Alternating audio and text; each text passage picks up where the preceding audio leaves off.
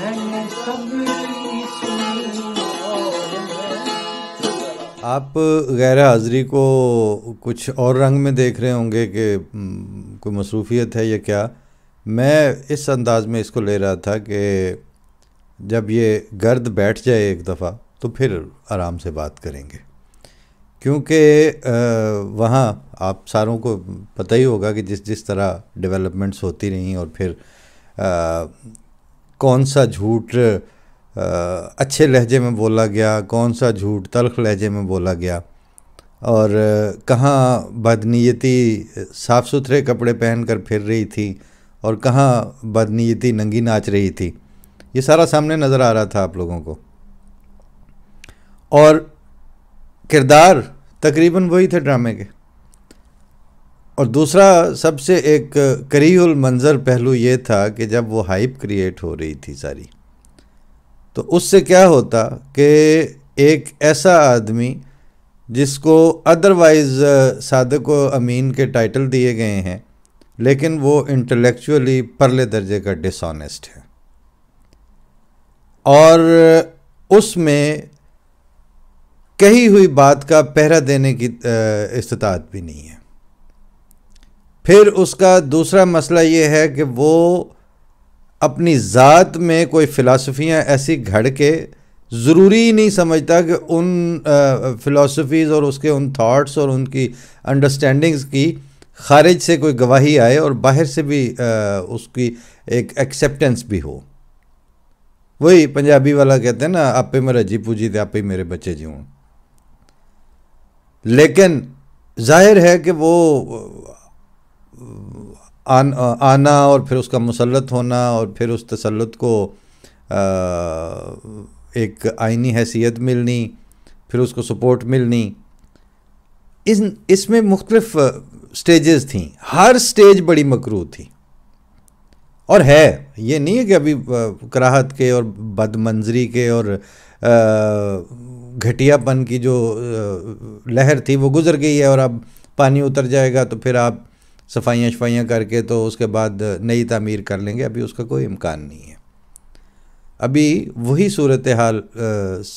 जो है वो मज़ीद गंद और मज़ीद मकरूह और बदज़ेब और घटिया हथकंडों के साथ और लहरें आएंगी और तबाही फेरेंगी और ये सिलसिला चलता रहेगा। कोई तकसीम नई करके चला जाता है, जो भी आता है मेरे घर की निगहबानी को, और सिर्फ गुफ्तार से ज़ख्मों का रफू चाहते हैं। ये सियासत है तो फिर क्या कहें नादानी को। मुझे जो इतने बड़े बड़े जो बबल्स क्रिएट हुए थे, उसमें से एक चंद महीने पहले तशद्दुद से मरे हुए आदमी की चीखें सुनाई दे रही थी, नाजिम जोकियो। वो इस सारे दौरानिए में उसकी बेवा ने उसको माफ़ करवा लिया, यानी उसकी बेवा से उसका कत्ल माफ़ करवा लिया गया अदालत में, और वो पीपल पार्टी का एमपीए जो है वो अब घूमेंगे मौसूफ। निज़ाम अदल तो फिर निज़ाम अदल है, और अदलिया की अदना से लेकर आला शक्लें जो हैं उन पे ठीक है, हद अदब वो जो कहते हैं अदालत का एहतराम है वो अपनी जगह पर, लेकिन जो अमरे वाक़या सामने आ रही हैं, सिचुएशंस जो सामने उभर के आती हैं, वो साथ साथ हैं। वो हिंदुओं की बच्ची जो है वो बेचारी अपना आप बचाने के चक्कर में मारी जाती है, पाकिस्तानी थी ना। इसी तरह हर तरफ वही हाल है। इन इंसानी हुकूक की पामालियों और इंसानी जान और माल और अमन और तालीम और उसकी उमंगें, उनका बेड़ा गर्क होते होते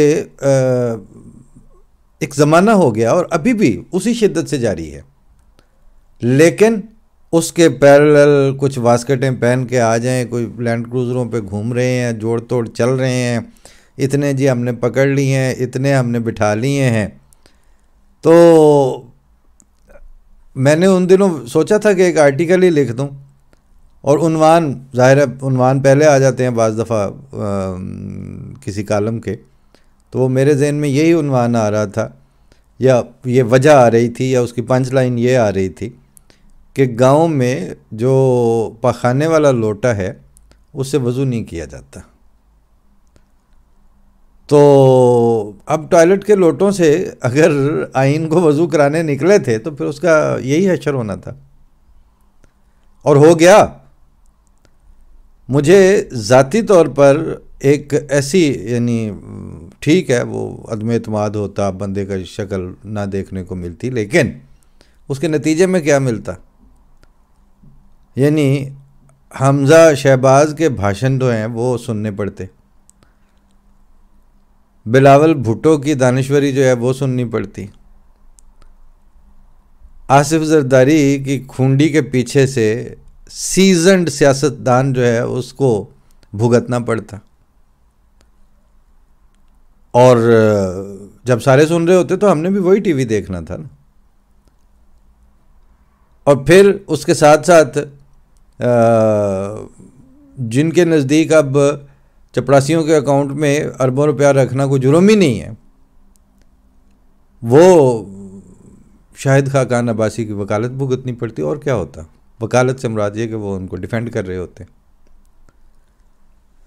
मौजें लगी हुई थी, वो उस मीडियम की मौजें लगी हुई थी जो हर उस, यानी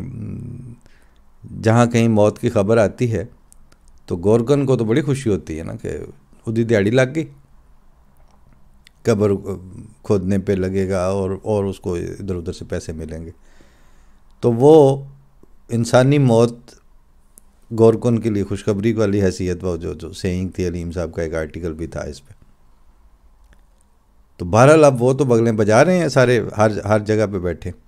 लेकिन मुझे ये था कि किसी पासे लगे गल तो फिर नॉर्मल गुफ्तगू हो सकती है, आम गुफ्तगू हो सकती है, और ऐसी आम गुफ्तगू हो सकती है जिससे जिसकी कोई सस्टेनेबल बुनियाद भी बन सकती है, या किसी ऐसे इशू पर या किसी ऐसी सोच के ऊपर मज़ीद सोचा जा सकता है, मज़ीद उसके मुख्तलिफ़ ऑप्शंस ज़ेरे गुफ्तगू लाए जा सकते हैं, जिसकी कोई उम्र हो, जिसकी कोई वजह हो। एक बच्चे ने अगर मैट्रिक के बाद उसके 6-7 साल तालीम को सामने रख के तो उसकी किसी सब्जेक्ट में PhD प्लान की जाए, या उसके मालहू और माल है पे बात की जाए, तो भी उसकी एक सेंस है कि एक इंसान, एक वजूद, एक दिमाग जो है उसकी कोई लाइन तय होने लगी है, या उसके कुछ असरात होंगे अपनी मुआशरत पर, इर्द गिर्द में।